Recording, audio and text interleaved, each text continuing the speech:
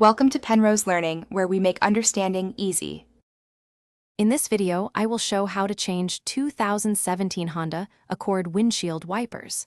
Start by lifting the wiper arm away from the glass carefully until it stays upright. Inspect the connector type and note the blade length needed for both driver and passenger sides. Work on one blade at a time to avoid confusion and prevent the arm from snapping back onto the windshield. Remove the old blades by first raising the arm and exposing the connector. Press the small release tab or latch while holding the blade to prevent it from falling. Slide the blade downward along the arm until it clears the hook or pin, then pull it free.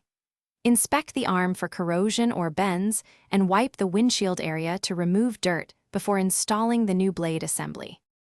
Install the new blades by aligning the connector with the arm and sliding until you hear a click. Make sure the blade orientation matches the arm shape and that any cover or clip snaps back into place. Gently tug the blade to confirm a firm lock, then lower the arm to the glass slowly to avoid damage.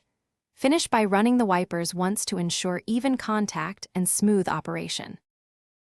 Thanks for watching. If this was helpful, leave a like and consider subscribing. See you next time.